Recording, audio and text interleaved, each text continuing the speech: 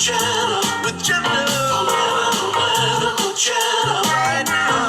Political Jenna with Jenna. It's 11:11. Who you gonna call right now? Good morning, good morning, good morning, everybody. It is Thursday. It's Thursday. I knew that. I totally knew that. You know why? Because so much is happening today. Today is going to be like one of my favorite days ever because I have a guest on in the morning and a guest on in the evening, but in between, not only while I be rehearsing for my concert on Thursday night, but on Saturday night, tonight, Sex in the City. It's happening. They're back. Well, three of them are back. Samantha, the funniest, not back. It's okay. It's okay. It will be interesting to see how they've evolved. And I'm excited to see my friends. I lived in New York when that was happening. So, we ordered the Cosmopolitans. We ate at Magnolia. We ate at Balthazar. We did it. We just did that. We didn't do the other part of the show. We wore the clothes and I didn't wear those shoes, only on stage, because you can't walk in Manhattan in those shoes. I'm sorry, Sarah. I am sorry. You must have the best podiatrist on the planet. But I'm psyched. I'm going to watch it with a girlfriend. We'll probably watch I don't know if are they loading us up? Does anyone know? If anyone knows if they're loading us up with all of them. Wait a second. Wait, Kate, hold on. I don't know if I got to lower this. Are they loading us up? Does anyone know? Who's here? Lynette, Michael, Patty. Woo, William D. Hi. So I'm not going to take a lot of time because I could sit here and talk. I'll sit here for a second and talk. Tonight, my friend Lauren's going to be here. She is it's Renaissance Women Day. It's Renaissance Being Day because these two women I have on today, wow. Tonight, Rachel. Tonight, Lauren will be here. Tomorrow morning, Armando. Tomorrow night, Display and Share. Saturday morning, really fast, Jeff Metzger. Saturday night, who knows how fast, because I'll probably be so excited from the gig. It could be a long show. It could be a short show with Gary Lambert. Sunday morning, we have Alex, AJ. Sunday night, poetry, glam. Monday morning, we meander. Monday night, we meditate. Tuesday morning, Patty. Tuesday night, Andy. Wednesday morning, usually we walk, but it's kind of cold. Baby, it's cold outside. And Wednesday night, community night. And today, I don't know if I'm going to say, is it Waddell? Rachel L. Waddell-Richards is here. She's a conductor. She's a storyteller. She's a songwriter. She is right here. That's right. The woman I'm working with this weekend, Rachel L. Waddell-Richards. In the house. She's in her car on her way here.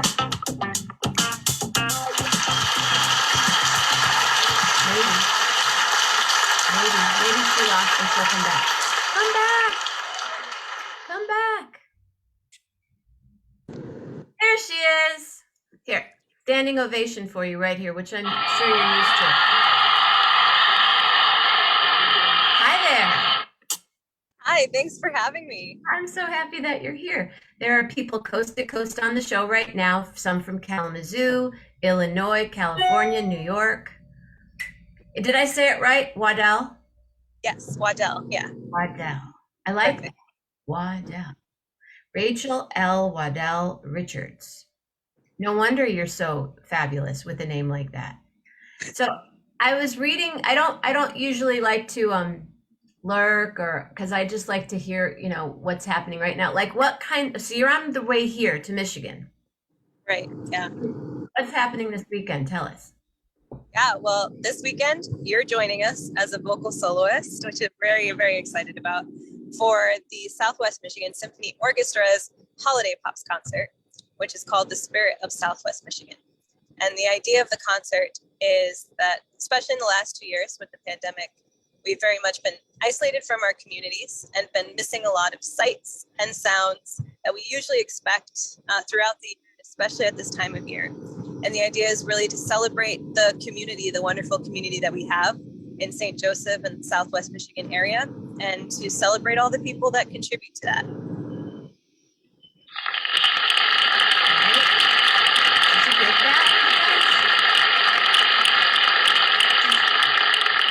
Did you have that written down somewhere? No, I didn't. So, how exciting. And this concert originally was supposed to happen in 2020. 2019. I don't even remember what's happened the last 2 years. I think it was 2020. Yes, I think it was 2020. Last December. Okay. And obviously it was canceled because you are, how do I want to, I don't want to say it incorrectly. They're looking for a new conductor for the Southwest Michigan Symphony Orchestra. And so you're auditioning along with, do I say auditioning? Is that fair? That's pretty fair. Yeah, it's an audition. How would you describe it? How would I describe it? I think audition is probably the best word. The most politically correct word as well. So you're auditioning to be the conductor of the Southwest Michigan Symphony Orchestra, and they gave you 2 concerts in the year to perform. Do you perform? Are you a conductor? As a conductor, do you perform? Is it, or you just? I mean, as a conductor, of course, when you're conducting, you're performing, You're coming in and out a little bit. You're going through a spot. She's on the Ohio Turnpike right now. Yeah. There you are. I am. I'll just keep talking, and if I cut out, let me know. I apologize. And I left you, if you cut out completely, I left you my number in email so you can FaceTime if you want to come back. Hi, Mama, my mom. Okay. So there's so much to ask you, and I think we're going to have you back. But one important question I need to ask is, what kind of snacks do you have in the car? What kind of snacks? Let's see. Well, shout out to Southwest Michigan. We have Big B coffee right here, Big which we B. live in Cleveland. So, oat milk latte. And let's see, I think we have half of a Krispy Kreme donut left. Okay. You guys are road warriors. I love it. Well, we left at 7:00 yesterday night from Rochester, right after rehearsal. So straight from rehearsal, started out. So. Wow. So did you drive straight through? No, we stopped off in Cleveland halfway. Oh, Cleveland rocks. That's cool. Where did you stay? We actually stayed with my husband. My husband, Graham, is here. Hi, Graham. So we stayed with him and my dog, Pierogi. Pierogi. Hi, puppy. We stayed at his parents' house. They live in Cleveland, and we were in that area before we moved to Rochester. So it's a good. Perfect. Very cool. And then it's a 6-hour drive, 5.5, 6 hours. Not a big deal. Yeah, from Cleveland, it's not bad. From Rochester, it's like 8-9 hours. So That's a drive. That's a long. I'm just trying to I'm trying to tag you in this right now, and it's not letting me do it. So, are you excited? Are you nervous? Are you like totally cool when you get up there and stand in front of 80 plus people, showing them how to do what they do? Well, I can't really show them how to do it. I can only inspire them to encourage, inspire, correct. But I think it's natural to be nervous. Normally, nervousness is also a sign that you care, that you're invested in it, and emotionally and physically. So I think it's totally natural to be nervous. My stage nerves have never really gone away. I think that's important for people to know. But honestly, when the concert gets going, I think it becomes about the audience. and engaging with the audience, and you realize that you're all there together. Like, no one wants to see anybody fail. I hope no one wants to see anybody fail. So. And conductor, was that a lifelong dream?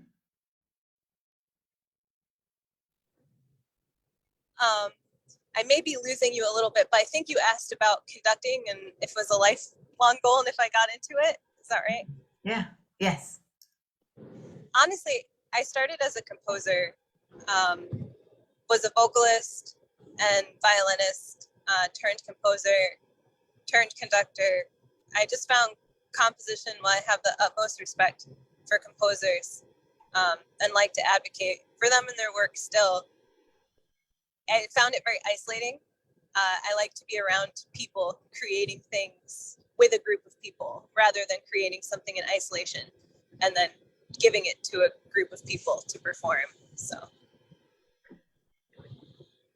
When did you first when did you first see a symphony orchestra? Were you a toddler, child, teenager? it's a good question. The first experience I remember in any orchestral setting was a string quartet coming to visit my library when I was in elementary school. And they were demonstrating glissandos, like slurs up and down the fingerboard. And I just thought that was like the coolest thing. I mean, I could have been a trombone player too, I guess, based on that criteria. But, I just thought that was the coolest thing. And I don't think that I really saw a symphony orchestra until college, to be honest. I remember, the Hartford Symphony, I'm from Connecticut, they performed as part of the 4th of July concerts every year in Enfield, Connecticut, where I grew up. And so there was that. But the first time I remember like a formal sit-down concert was, I think, seeing the London Philharmonic Orchestra perform when I was a first-year student at the University of Connecticut. So, Interesting. quite a bit after that. And you also, I'm going to edit the privacy on this so anybody can watch this show and post that you're here now. Hold on one second. Editing the post live with Rachel Yeah. Waddell-Richards. Yeah.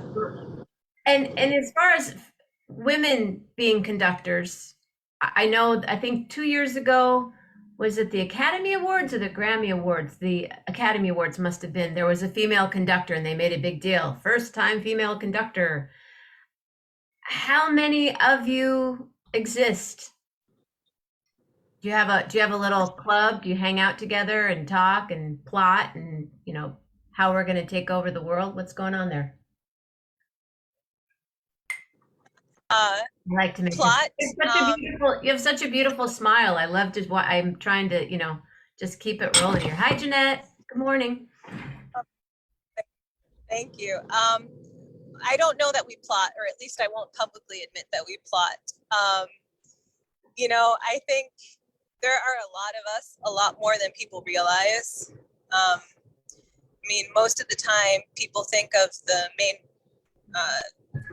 conductors in Europe, Merga, or they think of Marin Alsop. There are a lot of us. Actually, there's a conductor on Facebook, Talia Ilan, I hope I said her name correctly, who's doing a one conductor a day post of female conductors. She said she has something like 3,000 so far that she's working 3,000. So we're not an anomaly. There definitely are female conductors. What is an anomaly is for us to be given the same credence as male conductors.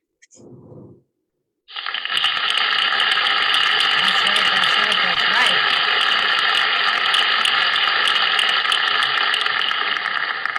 So your description of yourself is air sculptor, storyteller, occasional singer-songwriter, vegetarian, dog mom, nerd. Which do you most identify with? Oh, the nerd. No, I think probably honestly the nerd, because when you're a conductor, I mean, any time, a lot of fields this probably applies to, but for conducting, you have to be kind of endlessly curious, and you can never assume that you have all the knowledge or that you know everything, because the amount of knowledge that you're expected to know is immensely vast. And so I think you do have to be a little nerdy and willing to continually learn and push yourself, and not just say, well, I know everything. Um, so I think nerd is probably appropriate. Yeah. I love it. And how old is Pierogi? How old is your pup in the back? He is 4 years old. He's a cutie. And he loves Hanukkah. He loves Hanukkah. He loves the presents. Like, he remembered that after we say the blessing on the candles, that it's time to run and get his present. So it's very hard to control him. Yeah. After Lillian always knows, she knows where her presents are. Have you've done one other, I mean, okay, so what is it going to mean if you become the conductor? I should say, when you become the conductor for the Southwest Michigan Symphony Orchestra, you will drive back and forth when there's a concert, fly back. What's your life going to be like when that happens? I mean, you know, of course, it's not really my decision or call. You know, I think every orchestra has to balance and decide for their music director to what extent they want them to be a part of the community, like to what extent they want them to live there. It's very common, especially for regional orchestras, that the music director does not live in the area, which I actually think is a problem. It's something that's always kind of irked me. You know, I feel that a lot of conductors want to kind of collect as many regional orchestras as possible. They'll be like, Oh, I see. Okay. like 5 regional orchestras, but how can you meaningfully belong to 5 communities or 6 communities? You know, really get to know people. I'd rather just have like one orchestra that I can have a meaningful impact with and actually know the community than 5 orchestras where I don't know anyone and don't have a meaningful impact. So, you know, I think it's and I'm being generic, of course, with my response, because I don't know how things will unfold. But I think that, you know, I think any regional orchestra should aspire to have their orchestra become successful and big enough that it would merit someone moving to the area to be involved full time and to really invest themselves in the orchestra and the community. So you would consider moving? I mean, you know, I don't think that the Southwest Michigan Symphony Orchestra is quite there yet, you know, in terms of that being something that would be expected. And again, as I said, No, not expected. I was just curious where your interest. Well, you know, I mean, to be honest, I have a community back in Rochester as well. So I think it's about balancing that. I've worked really hard to build a sense of community in Rochester among our university students and the greater Rochester community. So I think there is that sense of balance, that you go to the community that needs you the most at the time that they need you the most. And so really, it's only through kind of the natural evolution and growth of the ensembles you're involved with that you can determine. Come on back. Oh no, oh my God. You're getting a little worry right now and saying such lovely. Oh, she froze. Hello, Rob Morocco. Oh no. Okay, that was so profound, and then it got a little garbly at the end. But so you work in a. First of all, I have to give you a standing ovation after that.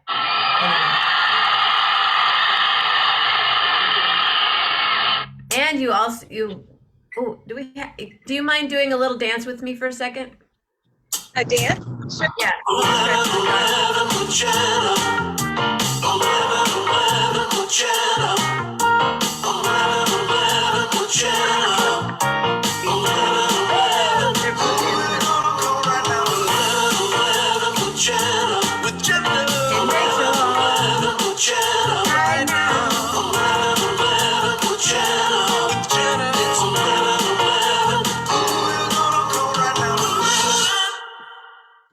Whenever there are 11 people on the show, we do the dance of 11-11. But since you'd been in the car for so long, I decided to let it roll on a little bit longer to give you a little movement there. Yeah, thanks. You teach I do. Yes. and you work in an elementary school, junior high, high school, college. What's happening No, there? it's a university. Okay. Yeah, it's the University of Rochester, Meliora, over in Rochester, New York. And how long have you been there? 5 years. This is my 5th. Oh, they couldn't see you dance. Oh, well, maybe well, get your friends on and get more people on here. Is your husband musical? He plays guitar, so he actually has his guitar with him right now. He's not going to play it because he's driving. Yeah, I was And gonna also say maybe he could do a serenade us a bit while he's driving. Just grab the guitar and just keep on rolling. Do you play together? I also have a guitar. Play is a strong word. I am in the process of learning it, but we've done some. We've tried to play and sing together in the past. Yeah. She laughs. How long have you been married? 2.5 years. Lovely, lovely wedding photos. I checked out your page. Thank you. Where were you married? We were married in Central Park in New York City. Look, I thought so. I kept looking. I'm like, that's Central Park. Far out. You where in the park? At the Cop Cot. So the Ah. bow from the 19th century, I guess. And did you have a party afterwards? We did. We had our reception at the Tavern of the Green, which Fancy. sounds really pretentious. Like It sort of does. Sorry. it does sound really pretentious. No, we're actually quite not wealthy. Like we're quite quite poor. So I don't mean it to sound pretentious. There's like a budget Tavern on the Green party? Yeah, no, we had a very small, like intimate reception of 30 people. And I will say, not that I want to endorse anybody on your show, but Tavern on the Green did a marvelous job for a surprisingly little amount of money. They were absolutely so. I think that would just be that's fabulous. Are you a Sex and the City fan at all? Yeah, I heard your talk at the beginning. I did watch it when I was growing up. So once I come back from this trip, I'm gonna catch up on it for sure. I'm going to allow. I think I'll watch one tonight. I'll watch one. My mom and I do you watch? Are you guys watchers of Netflix? Anything? Do you have certain shows you like? Certain stuff. What have you been binging? Do tell. You're in the car. It's okay. What have we been binging? Well, this isn't Netflix, but on Hulu, we've been watching the occasionally true story of Catherine the Great, which is definitely occasionally true, but it's pretty good. And what else have we watched recently? No, it's all a blur. Squid Game, of course. We watched Squid Game on Netflix. You did? I haven't watched it. Yeah, it was pretty traumatic. Yeah, I don't think I can. I spent most of my time kind of with my head in my hands, but it was really brilliant. So did you watch Tiger Game also then? Tiger Game, Tiger King, what was it? I didn't. No, we didn't. Okay. We didn't get into the Tiger King phase. Tiger King. Yeah. Have you seen Succession? No. On HBO Max. Grace and I, my mom and I watched the last episode of Succession last night. My goodness gracious. I'm telling you. I am telling you. It's an interesting show for sure. So you're driving now. So do you teach privately also? No. I mean, I have some conducting students as part of the university, so I teach them conducting, but I don't do like private lessons outside of the university. What's the first, if you were going to teach us one thing about in conducting, what could you teach us? Good morning, April. Like I have a pencil right here. Well, okay. Oh, pencil. You ready? Everyone grab something. A pencil. God. Gee, that's a lot of pressure. All right, I'll see if I can think of something. I'll also say that I do have a TikTok channel. So if you want to check me out on TikTok, I talk about a lot of conducting things. I started not too long ago in October. So I only have 7 videos, I think, up right now. I need to do that. Good for you. But yeah, it's TikTok Tuesday. I put out videos on Tuesdays. Thanks, husband. He's my manager. Awesome. But let's see one thing. Okay, so a lot of times I don't have anything on me right now, but let's say that you're doing like a traditional 2 pattern. So if the music is in 2, a lot of times the traditional pattern is kind of this J pattern. So if you go down, right, or down, so you're just going down, down, right, down, like this, right, up, like that. That's all pretty basic. I think most people can do that. Leonard Bernstein said you can teach somebody to do the conducting patterns in like 5 minutes. You can teach it to a kindergartner. So I'm confident you've all got one. Or up, right, up, right. Okay. So I think you've got that. That's how you would conduct music that's in 2 march, like the march, bum, bum, bum, bum, bum, bum, bum, bum, bum, bum, something like that. So something about this particular pattern, especially if you have a baton or your pencils at home and you're holding it, is that you wind up needing to kind of break the pattern. So you wind up, I wish I had something, that's okay. You wind up, if you look at the tip of your pencil as you're doing this, then you can actually see the pencil kind of like, it goes like this at the top. Right, it waves, right. Yes. It waves. Mm-hmm. So something to realize about conducting is that baton movement is supposed to emulate the sound that we want from the orchestra. So if you conduct like that, then you're actually saying that the sound you want from the orchestra is kind of like ba, ba, ba, which is probably not what you want the orchestra to actually sound like. So if instead of kind of clicking and having that little flick, if you think kind of in circular way, in a smoother circular way, where you move like 1, 2, 1, 2, like you're scooping water.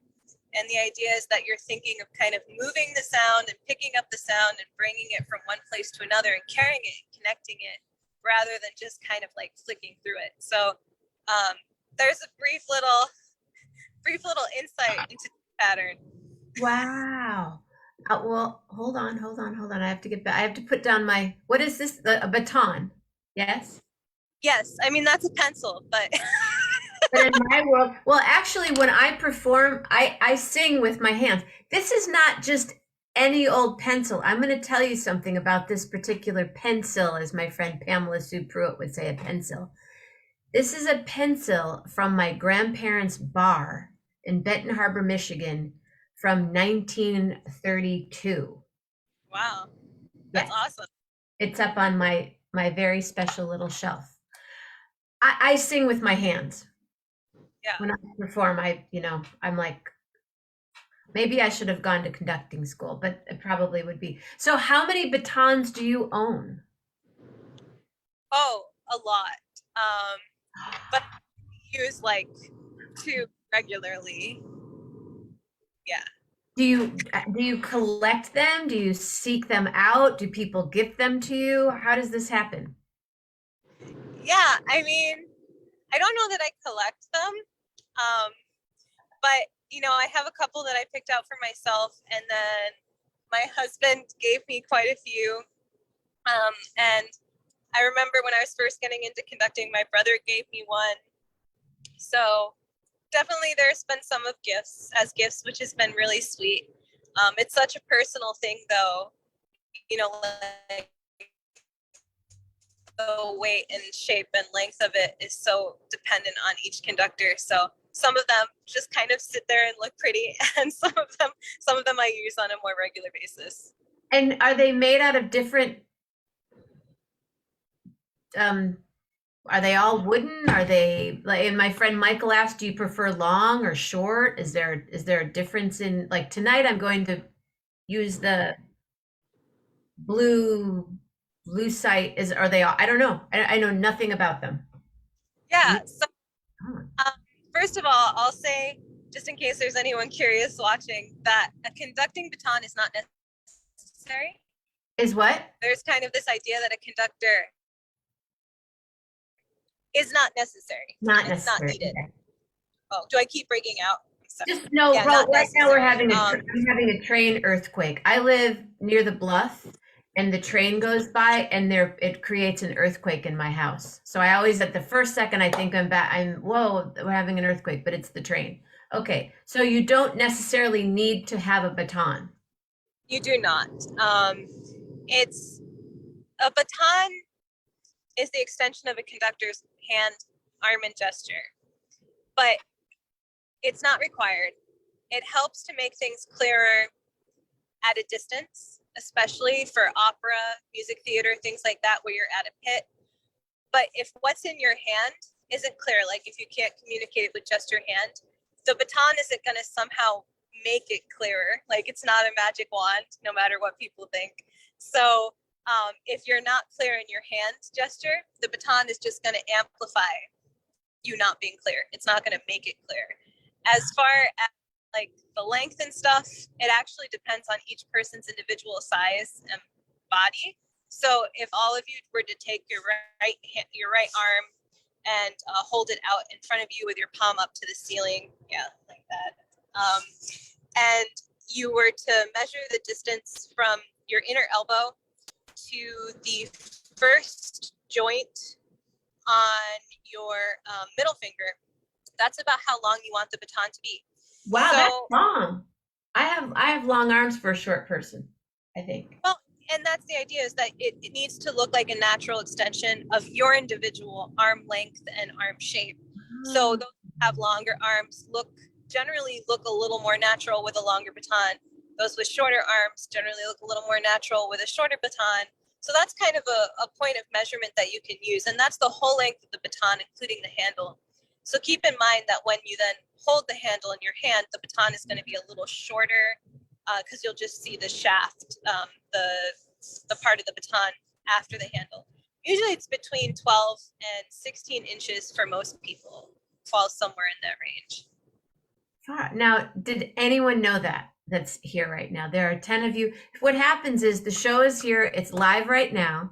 It stays on my Facebook page, and then my friend William D actually magically transfers it to YouTube. So this will be on YouTube as well. But I knew nothing about that. And I hope you guys, and what are you going to wear tomorrow night or Saturday night?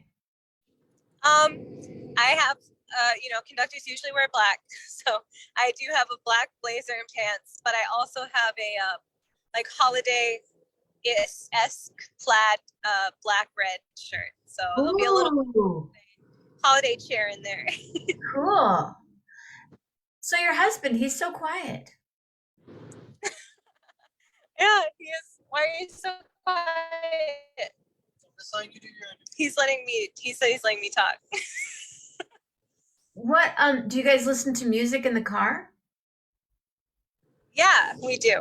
What are you listening to right now? If after we're done, you're going to be like, oh, phew, that's over. Where's the Krispy Kreme donut? Let's crank some what? We're probably gonna listen to what, I don't know. We have a Spotify playlist We share a Spotify account. Don't tell How anyone. cute.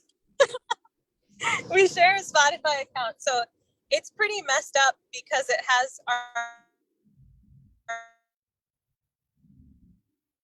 both of our musical interests, like a Weezer song, and then it'll be, like Bare Naked Ladies, and then like Billie Eilish, and yeah, it's all over the place. Music theater, that's my fault. Something will come on from Hamilton. So that's kind of the fun of it, is that we have no idea when we do our on repeat Spotify list what's How going fun. to actually show. May I ask how you two met? Yeah, we actually met online. It's You really hard, really- like conductors to date. We're really obnoxious people and really busy, and so I catfished him. No, I'm just kidding. I didn't catfish him, but yeah, we met online. And where was the first date? The first date was in Cleveland. So I was actually in Las Vegas at the time. Wait a minute. He was living in Cleveland Yeah. and you were online going were you doing like across the country? What was your technique? I want to know. I'm curious. Well, I lived in Ohio too.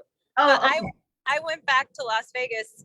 That's where my where I did my doctorate work. So I went back to Las Vegas for summer for classes and stuff, and decided to try online dating. The friend that I was staying with suggested it. She goes, "You should try online dating." So I did, and I didn't think that I was going to meet my future husband doing that, but here we are. So yay, eHarmony. Again, not an endorsement, but it worked for us. How cool. So your first date was in Ohio. Yeah, in Cleveland. And did you know right away? Actually, so this sounds super sappy. So I apologize to he's making a face right now. I'm sorry, what's your husband's name? Graham. Say hi, Graham. Hi, Graham. Now we're hearing everything. Everyone's hearing everything right here, right now. They sure are. So this is going to sound really sappy, so I apologize to anyone watching if it makes you ill or whatever. But so we did kind of know. Graham actually wrote down on a Post-it note that Rachel Waddell is the girl I'm going to marry, like after our first phone conversation. We still have that Post-it You note. have the Post-it. So he didn't break up with you on a Post-it. He proclaimed his love for you on a Post-it. That's so cool. It's very romantic when you put it that way. How cool. Oh, I'm so happy for you guys. Thank you. And he moved from Cleveland to Rochester. We moved together. Yeah, we'd already been dating for, I think, 5 years by that point. And then I got a job in Rochester, and we decided to go for it. And what does he do while you're conducting? He works in IT. I feel like I shouldn't be talking for you. Do you want to say what you do? Graham, what do you do? What's your life like while you're driving? Hello. I work in IT. For a small company, a large company? Small company. You love What's that? You love it? Yeah, it's great. It's fantastic. And have you been working from home? In between, I work from home sometimes. I go in the office sometimes. It's pretty flexible with that. So. And what about the puppy? What does she just stay home, or do they go to work with you? He gets to stay at home and sleep, which is his favorite activity. But on weekends when we're both home, if there isn't a concert or whatever, then we try to take him on adventures. Rochester is really a very dog-friendly city, so there's like an indoor dog park and bar, and there's all sorts of dog parks and dog-friendly stores. So we like to take him on adventures. How fun. And do you guys go to concerts when you're not performing, when you're not conducting? Honestly, like I'm pretty, this sounds terrible, but I'm pretty concerted out, especially right now. I feel like it is hard. I think a lot of musicians might agree or resonate with this, that it can be hard sometimes to go to a concert when you're surrounded by music yourself all the time. But, I do try to support some of the other ensembles at the university. We have everything live streamed, which helps because we can check in at any point, archive it, and revisit it.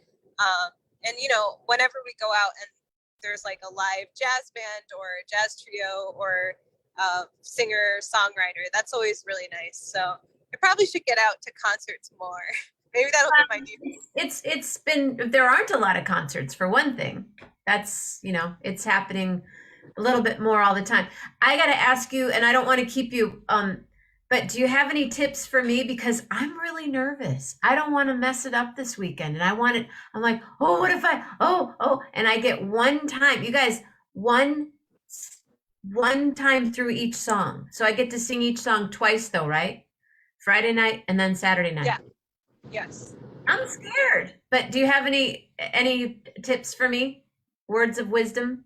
Words of wisdom. I mean, like I said, I get nervous too. I don't know if that helps, but I think whenever I feel nervous or I feel like I'm losing sight of something, nervousness, but overwhelmed, whenever I'm overwhelmed or aggravated, I try to get back to the why am I doing this in the first place? I think it's really important to always hold on to that. And, everybody has their own why, but I think for a lot of musicians, I know for me, my why is to share that musical experience with everybody in that moment. Again, nobody wants you to fail. Everybody wants to see you succeed. They want to be inspired. So remember that. And part of performance is improvisation. It's not that things go wrong, things just go different and you fix it and you go with it. That's the beauty of live performance. I just flow. But it's gonna be it's challenging to flow with. Will there be 70 plus people on stage? I mean, I think the orchestra itself is 50 something. So yeah, with all the dancers and everything else, there will be dancers and singers and musicians playing their instruments and are the dancers masked? Yeah, they have to be. Yeah. Yeah. Oh, I'm excited. And April Bruce is going to be there. So there are people that are watching the show right now that are coming to the concert from Kalamazoo, Michigan, and Chicago and St. Joseph. And I'm just excited. I'm excited to perform. I've only been on one stage in the last 19 months. I've been on driveways and porches and one stage in Benton Harbor, and my second stage will be in Benton Harbor. So I'm really psyched. And I'm so honored that you asked me to do this. I want to thank you again and again. And I'm happy to work with you. So thank you. And for everyone watching, make sure you come say hi after the concert. Come say hi for sure. And Pierogi will be where? He will be at his doggy hotel in St. Joseph. Cool. Well, I will see you tomorrow night. All right. Sounds great. Thanks so much for having me. Thank you. And Graham, thank you for driving this powerful being right here. And I'm super psyched to meet both of you, and safe travels. And you guys, right? Hello, Bill Winiger. Oh, Massachusetts in the house right here. One more standing ovation for both of you.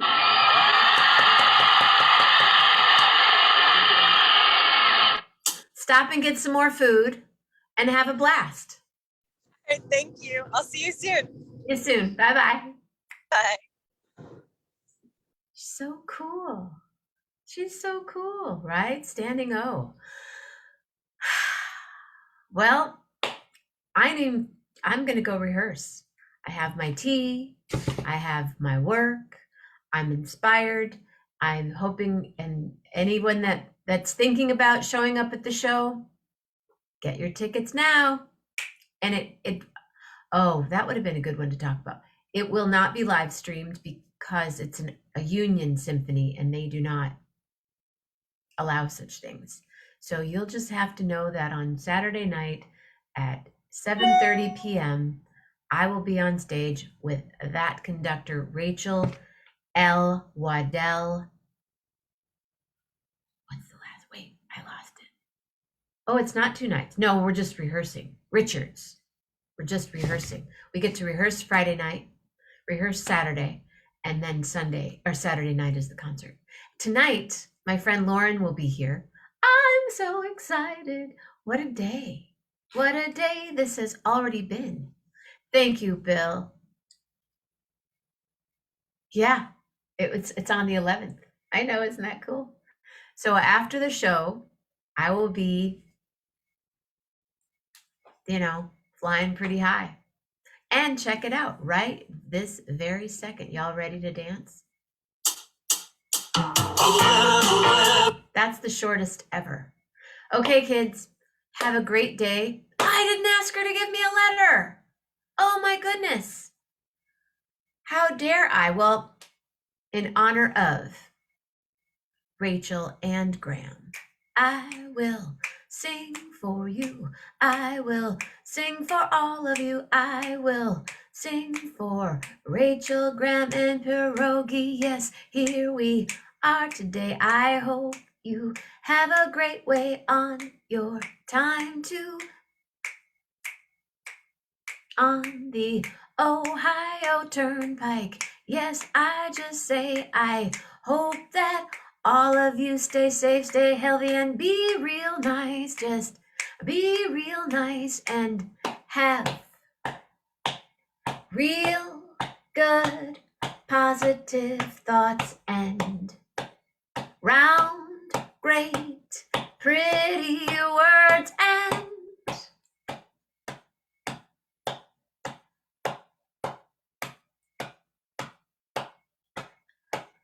gargantuan red puppy kind of hearts. Thank you all for being here today, and Radiant is all the way in Michael Keel. I'll see you, we'll see you next Thursday. See you all. Love hard, really hard. Thank you, Rachel.